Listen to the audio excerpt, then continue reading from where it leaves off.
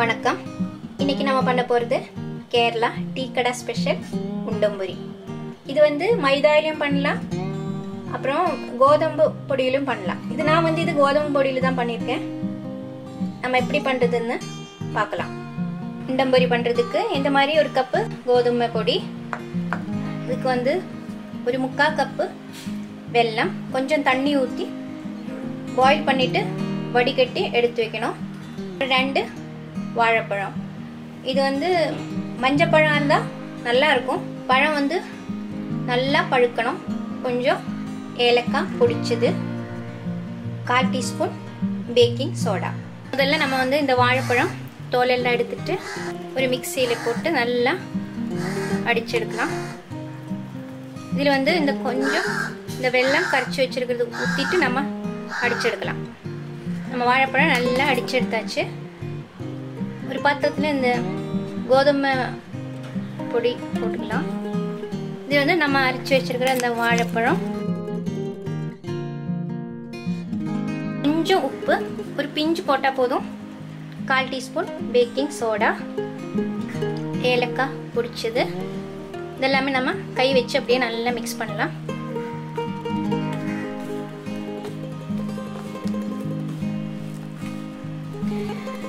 நல்லா மிக்ஸ் பண்ணதுக்கு அப்புறம் நம்ம வந்து கரைச்சி வச்சிருக்கிற அந்த வெல்லம் நல்லா பிசைஞ்சு எடுக்கணும். இந்த வெல்லம் கொஞ்சம் கொஞ்சமா ஊற்றலாம்.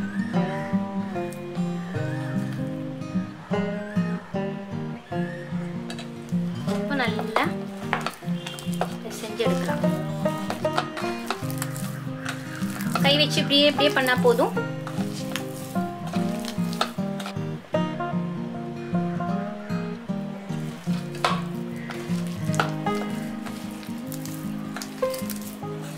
பண்ணா நல்லா ஈஸியா செய்யலாம். ஸ்வீட் உங்களோட விருப்பம் தான், ஜாஸ்தி வேணா போடலாம், இல்லை கம்மியானா கம்மியும் போடலாம். நம்ம இந்த மாவு வந்து ரொம்ப திக்கா பிசையக்கூடாது, கொஞ்சம் லூஸா தான் இருக்கணும். உங்களுக்கு வந்து ஸ்வீட் கம்மி போதும் அப்படின்னா நம்ம வந்து இந்த வெள்ளை பாகு கொஞ்சம் ஊத்திட்டு அதுக்கப்புறம் தண்ணி ஊத்தி பிசையலாம்.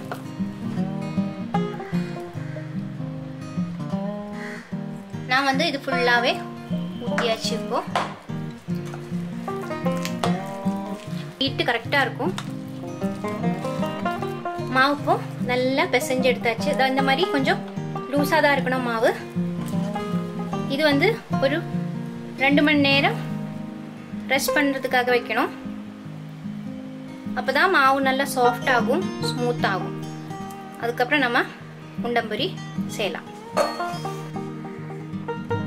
ஒரு 2 மணி நேரத்துக்கு அப்புறம் மாவு வந்து நல்லா சாஃப்ட் ஆயிடுச்சு, நல்லா ஸ்மூத் ஆயிடுச்சு.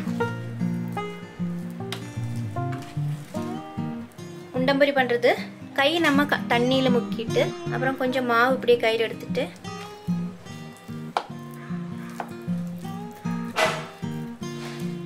அப்புறம் நம்ம வந்து இப்படி ப்ரெஸ் பண்ணா போதும். கரெக்டா அப்படியே உண்டையா வரும். கை அப்படியே தண்ணியில முக்கிட்டு அப்புறம் கொஞ்சம் மாவு அப்படியே கையில் எடுத்துட்டு இப்படி பண்ணலாம்.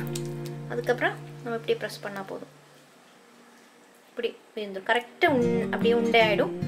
இப்போ நம்ம ஃப்ரை பண்ணலாம். எண்ணெய் சூடாயிடுச்சான்னு பார்க்கலாம். இப்போ எண்ணெய் நல்லா சூடாயிடுச்சு. மீடியம் ஃப்ளேமில் வச்சா போதும். அப்படியே நம்ம ப்ரெஸ் பண்ணி போடலாம்.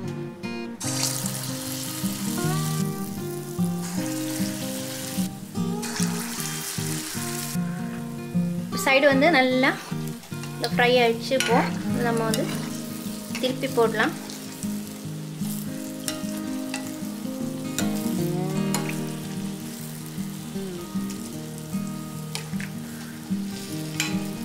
நம்ம இதில் வந்து பேக்கிங் சோடா போடுறதுனால நல்லா பால் சைஸில் வரும்.